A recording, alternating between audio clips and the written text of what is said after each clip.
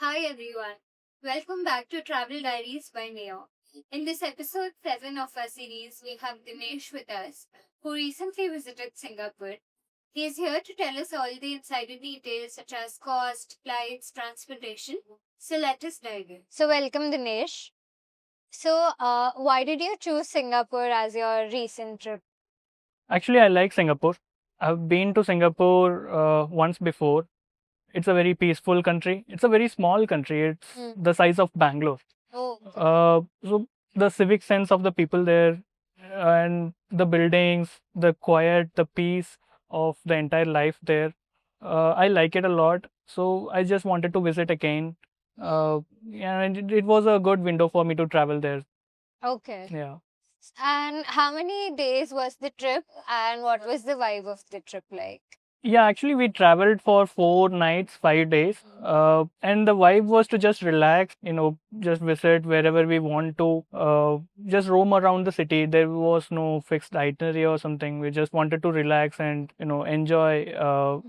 Yeah. Okay, all right. So, how did you apply for your visa? Was it through some agent or agency? I applied through Neo, in fact. I had applied last year as well when I traveled, and this year I knew the processes, so I had to submit all the documents. The agents came for passport collection. After I think 3 4 days, I got my visa email, and within next couple of days I got my passport plus visa. So it was very seamless experience. Oh, that is great. That is Yeah. amazing. So, how did you book your flights? Did you use any particular platform or any service? I actually had used a third party platform because I had lots of points saved there. Okay. So, in fact, my entire trip up and down was funded through my reward points, Oh, through my credit card reward point. okay, all Yeah. right. That is amazing. So, how did you go about planning the itinerary? Was it spontaneous or did you pre plan it? Actually, it was spontaneous, kind of, because I had been to Singapore, right? So I knew what are the places which I would like. I wanted to cover certain places, maybe which I have missed last time. Like last time, I had not been to Universal, so this time I wanted to. So I had made a list of places that I wanted to visit, but not all the places are pre-planned, and not the entire itinerary was pre-planned. We just woke up in the morning, thought, why not visit here today? In fact, for Universal Studios, we found out that we had to be there at 10 o'clock to utilize the full value. And we woke up at 10 o'clock, so we didn't have enough time to book. So we thought, let's go tomorrow, the next day. All There was no pre-planned itinerary. The entire trip was to just relax, right? So we made our plans as we went. Hmm. Okay, all right. Would you call this trip a budget friendly trip or a luxury trip? I think it's somewhere in between. It's not a budget trip for sure, but it's not a luxurious trip also. I just made sure that we stayed in a four-star hotel. Yeah. Used, all our what do you say? We wanted to visit the restaurants which are upmarket. Okay. But not at the same time, we also wanted to visit the hawker centers just to experience the vibe of it. So it was not a luxurious trip. It was not a budget trip. So you can call it as a premium trip or something like that. Okay. All right. So, where did you stay in Singapore? What type of accommodation did you go for? So when I was searching for hotels, I thought we should stay in the city center. Yeah, somewhere near an MRT station, because Singapore's MRT network is very vast. It's there everywhere. Basically, you just have to walk, like, let's say, 500 meters to find an MRT station. So I wanted some hotels which are closer to MRT station. Fortunately, I found one on top of the MRT station. The hotel itself is built on top. So we just have to go to the basement to board a train. Uh, and it was a four-star hotel. It had very good reviews, and it was expensive. Compared, my previous trip was to Vietnam. Compared to Vietnam, this was felt like I'm paying through my nose for a four-star hotel. But for a four-star hotel, the room size was very small.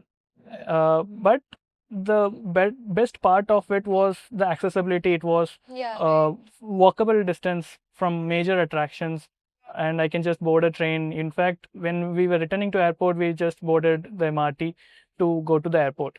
Oh, It that's was very amazing. convenient. Yeah, yeah. So, did you book the hotel in advance or did you find it when you landed there? No, I booked much in advance. In fact, I thought I would be saving a lot of money if I booked in advance. It was not the case. The price did not change much till maybe last couple of days. So it was not necessary that I had to book in advance, but I thought so. So yeah, I used my reward points to book hotels as well. At the time, Neo did not have hotels as a feature. Uh, yeah, but right now, if you look, Neo's offerings are much cheaper than any other platform. So I would have booked from there instead of using my reward points. Yeah, but I booked much in advance. Okay, all right. So it didn't make much of a difference. It did not make much of a difference. In fact, after landing there, after looking at the room size, I thought, I should have looked for other hotels in the area. But looking at the pictures, all the room sizes were small. Maybe it's the vibe of the country. Yeah. So we had to go along with it. Okay, I get it. So let's dive into the best part. Now, what all places did you visit in Singapore? Yeah, since I said the itinerary was spontaneous, right? We when we landed there, we just went to Marina Bay Sands because we uh, we like that place a lot. In fact, if you go at 5 o'clock, you can see a lot of people just running, minding their own business, doing exercises, and you can soak in the city view. It was very peaceful.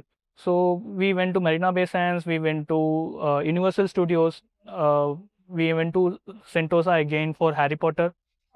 We went to the night safari, and we went to the gardens by the bay, just near Marina Bay Sands. But we had allocated one entire day for that because we found some hidden places where nobody goes. It was very peaceful, so we went there, and we spent half a day in Chinatown, just roaming around the market.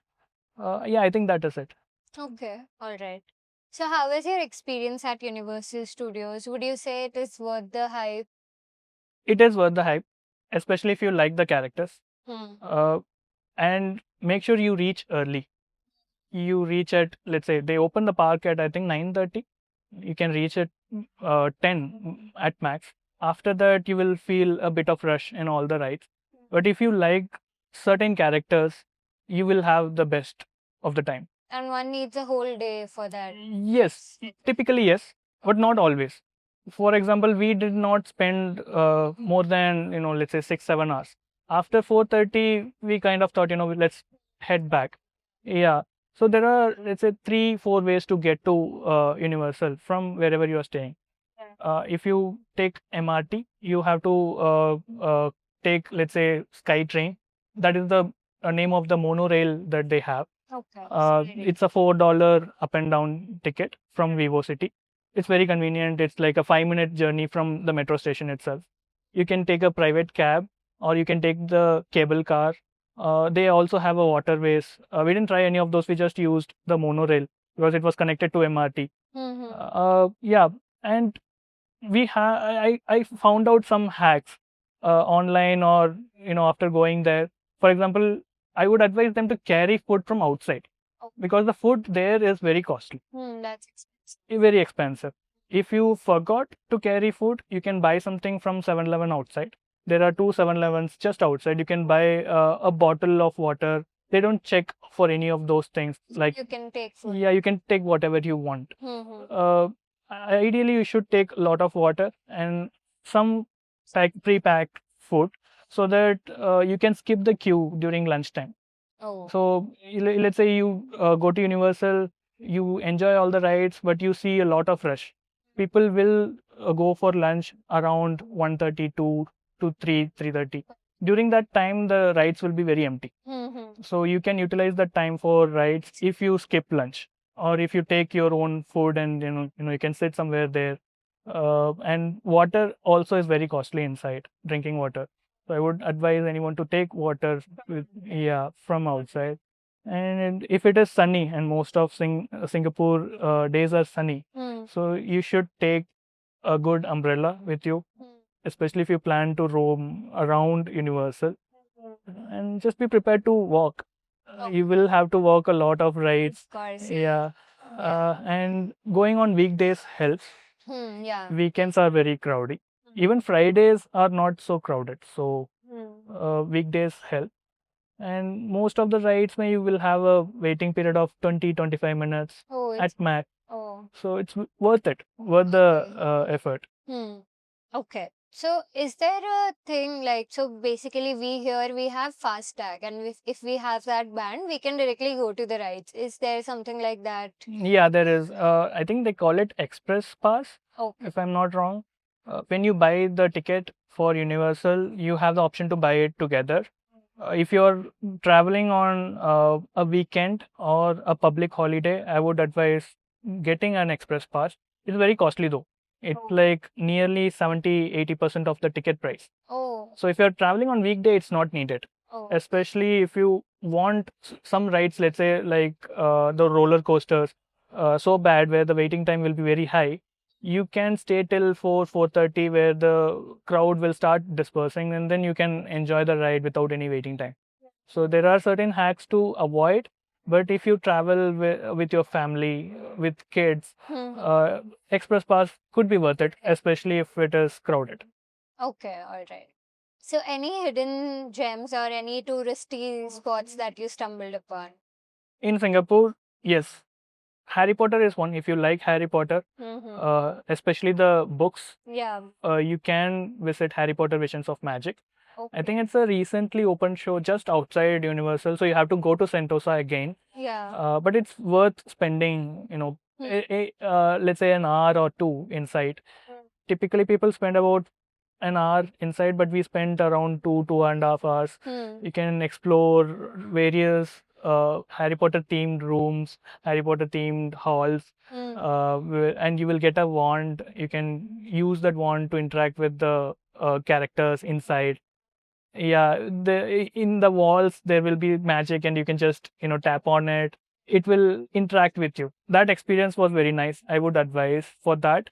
Uh, Second hidden gem was a place called the Meadow.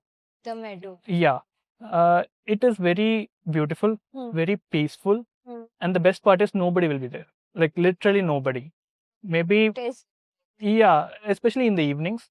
It's near Gardens by the Way. It's inside Gardens by the Way, in fact, near Cloud Forest.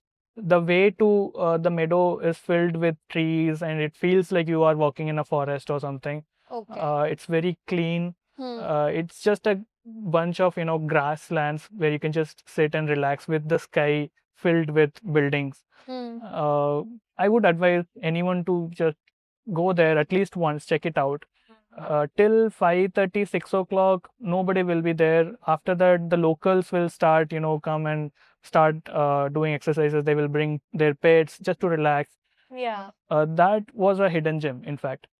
Especially if you're traveling to relax, that place is a must. Okay, the Meadow. The Meadow, yes. All right. So, how did you travel within the city? What transportation do you think is the best for traveling? And also, did you use Neo anywhere? Hmm. Last time when I traveled to Singapore, I didn't know of MRT that much. We had taken cabs everywhere. It turned out to be a costly mistake because MRT is connected everywhere. This time we didn't want to repeat that mistake. We took MRT to all the places that we visited. And if, let's say, we wanted to go somewhere, it would be, let's say, 200 meters away from a metro station. It would be like a 500 meters away from metro station. It was very convenient. And of course, I used Neo because there you don't need to buy tickets. You don't need to get a pass. You just tap your Visa card or MasterCard on top of the machine and it will open. You can just go. Okay. Yeah, you can use Neo for that. I used Neo SBM card, in fact. Okay. And it was very economical, right? I, let's say, took around 5-6 rides per day, and at the end of the day, all the rides will be consolidated and the money will be deducted. It turned out to be around $4 per day. Oh, that is. It was very cheap. Yeah, yeah. So that means metro is the best way to travel around Singapore. In fact, you have options like cabs, you have options like buses, but metro is the best. Best. Okay. Now, what was your food experience like in Singapore?